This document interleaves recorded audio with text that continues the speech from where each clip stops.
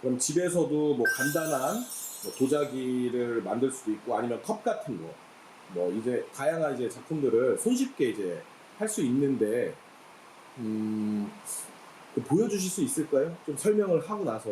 네. 아, 예. 집에서 보통 만드는 분들도 있기도 해요. 안 쓰는 방이라든지 베란다라든지 이런 데서 하시는 분들도 있곤 한데, 생활 공간, 거실이라든지 주방이라든지 이런 데서 하는 것은 사실 쉽지 않습니다.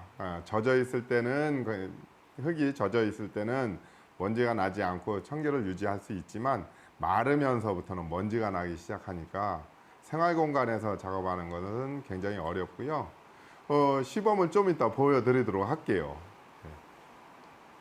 선생님, 사랑과 영혼이라는 영화에서 이제 물레죠, 그 뱅글뱅글 돌리면서 도자기를 만드는 거, 이게 어렵나요? 아, 그 영화나 드라마에 간혹 도자기만 빚는 것을 소개를 할 때는 그런 물레에 성형하는 것을 보여주는 것이 나타나는데요. 사실 그것은 기술 습득을 해야 되는 과정이 꼭 있습니다. 그래서 도자기를 빚는 과정 중에서 가장 오랜 시간의 기술 습득을 요구하고요. 또 시간하고 공을 많이 들여야 됩니다. 그러다 보니 대략 자유자재로 주변에 있는 사람 또는 주문자의 입장에서 원하는 형태를 만들 수 있는 이런 능력을 습득을 하려면 최소한 한 10년 정도는 해야 된다고 생각을 하고요. 예, 일반적으로 도자기 공예를 하시는 분들은 그런 정도의 그 경륜을 쌓아야 생각하는, 머릿속에 생각하고 디자인한 것을 만들어낼 수가 있습니다. 그것은 제가 간혹 이제 그런 말씀을 하셔서 마라톤 하는 기분으로 해야 한다, 이렇게 말씀을 드려요. 잘하고 못하고를 떠나서 연습을 얼만큼 했느냐, 얼만큼 시간을 투자했느냐, 공을 얼만큼 들였느냐에 따라서 그 습득의 속도를 높일 수도 있고 정교함의 수준을 높여갈 수 있다고 생각을 합니다. 요즘 집에서 하는 것들이 인기가 좋잖아요. 이런 도자기를 집에서도 만들 수 있을까요? 네, 집에서 하실 수도 있는데요. 베란다나 안 쓰는 방 이런 데 따로 독립 공간을 만들면 충분히 하실 수 있어요. 거실이나 생활 공간에서 하는 것은 좀 부담이 많이 가고요. 흙이라는 게 젖어 있을 때는 먼지가 안 나지만 마르면은 먼지가 굉장히 많이 날리고 그러다 보니 생활 공간에서 하는 데는 좀 부담이 좀 크고 또 청결을 유지하는 데도 어려움이 있습니다.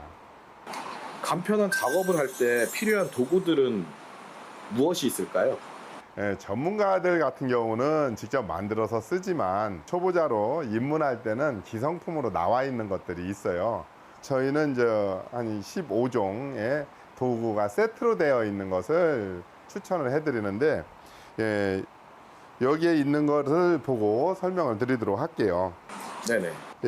이렇게 삼각형 쪽이 있고 뒤쪽은 이제 둥근 게 있는데 속파기 하는 칼입니다. 이를테면 이것은 도자기를 빚을 때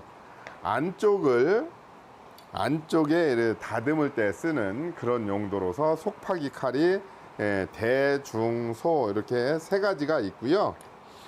이것도 마찬가지로 속을 팔 때 쓰기도 하지만 바깥에 정리할 때도 씁니다.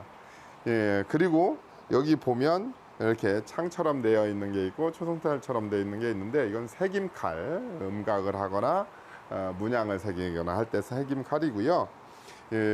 나무 송곳도 필요에 따라서는 누르는 경우에도 있고 문양을 새기는 데도 쓰는데요. 뒤쪽에는 쇠송곳이 있어요. 그래서 좀 단단하거나 세밀하게 할 때는 쇠송곳을 사용하게 되고요.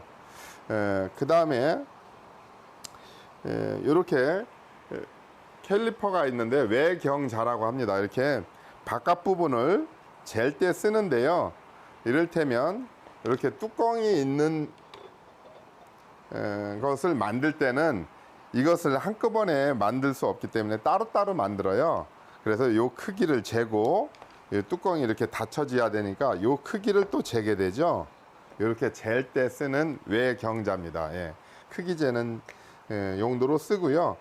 그 다음에 이제 요거는 밑가세라고 하는데, 제가 이제 그 구멍을 뚫어서 줄을 달았습니다. 이 줄을 달은 이유는 흙을 자를 때 쓰는 자름줄 또는 짤줄이라고 부르고요. 바깥면을 다듬을 때, 그리고 아래쪽을 이렇게 정리할 때 쓰는 밑가세가 있고요.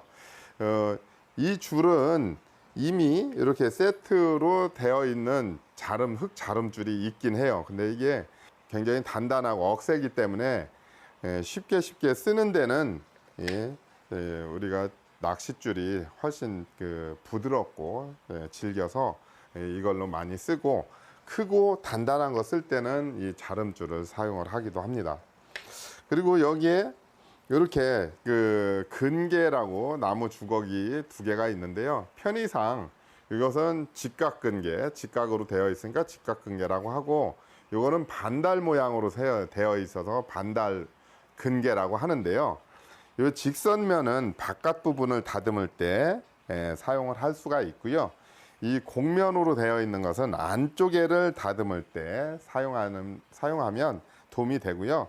이게 이제 각이 넓은 것은 접시처럼 넓은 거 안쪽을 다듬을 때 사용하는 도구로 사용이 되고요. 그 다음에 이제 나머지 여기에 보면 아까 나무 송곳이 있었지만 또 나무 송곳이 하나 또 있어요. 요것은 나무 송곳도 내내 새김을 할 때, 문양을 정리할 때 쓰기도 하고, 뒷부분이 이렇게 둥근 것은 혹시 또 이렇게 둥근 게 필요할 때가 있어요. 그럴 때 사용을 하게 되고요. 나머지는 여기 3개가 톱니가 있는 것도 있고, 칼처럼 이렇게 곡면을 이루어서 날카롭게 깎아 놓은 게 있고, 또 자체를 이렇게 구부려 놓은 게 있는데, 요거는 이제 나무 주걱 3종 필요에 따라서 다 쓰게 되는데요. 하나를 만들 때 이 모든 도구가 다 필요한 건 아니에요. 어떤 데는 하나 만들 때 뭐 1-2가지 정도만 쓰기도 하고 그러는데, 이제 요런 주걱 같은 경우는 손잡이를 붙여 놓고 요 안에 손가락이 들어가지 않는 이런 부분을 사용하기 때문에, 손잡이가 없는 경우에는 도구를 사용을 하지 않기도 합니다. 그래서 이런 것으로 초보자들은 입문을 하게 되고요. 전문가가 되면 자기 성격에 맞는 걸 다시 만들어서 사용하게 되는 것이 일반적입니다. 자, 가장자리 끝을 좀 뾰족하게 하고요. 가장자리에 똑같이 올려놓습니다. 이렇게 올려놓고 이렇게 들어서 옆으로 밀어서 끊습니다. 그런 다음에 여기를 메워주고, 아래쪽으로 흙을 누르면서 문질러 가지고 메워주시면 되는데요. 직접은 엄지손가락으로 하는 것이 편합니다. 이렇게 해서 메워줬으면 옆으로 손을 돌려서 다듬어 주시고, 안쪽은 끌어내려서 문질러 가지고 붙여줍니다. 그런 다음에 손자국이 나온 것은 옆으로 문질러서 다듬어 주시고요. 마찬가지로 같은 형식으로 이렇게 싸면 되니까요. 어려운 점은 없는 것 같습니다. 물론 뭐 이것도 어렵다고 그런다면 몇 번 하시면 편해지시고 쉬워지십니다. 자, 이렇게 이음매를 메워주시고, 마찬가지로 엄지손가락으로 내리면서 문질러서 붙여줍니다. 이렇게 했고요. 또 옆에 손을 문질러 가지고 다듬고, 안쪽도 이제부터는 엄지손가락으로 하시면 편하게 작업이 됩니다. 자, 이렇게 해서 끊어 주시고, 익숙해지면 한꺼번에 내리면서 다른 쪽은 올리고 하면서 붙이게 되면 굉장히 쉽게 작업이 되기도 하고요. 다듬으시고, 그렇게 하고 나서 가장 기본이 컵에서 어떻게 응용하느냐에 따라서 대접이 되기도 하고, 항아리가 되기도 하고, 접시가 되기도 합니다. 직선면으로 정리된 표면을 더 말끔하게 마무리를 하고요. 자르고 마무리를 하면, 이게 가장 기본 형태이기 때문에 컵을 먼저 만들고요. 벌리겠습니다. 이렇게. 초보자도 쉽게 만들 수 있는 이 컵의 모양은 옆면을 얼마나 바깥으로 벌리고 안으로 오므리냐에 따라서 접시도 되고 항아리도 된다는데요. 힘차게 돌아가는 물레 위에서 도예가의 손끝을 따라 자유자재로 바뀌는 모양이 마치 마법을 보는 것과 같습니다.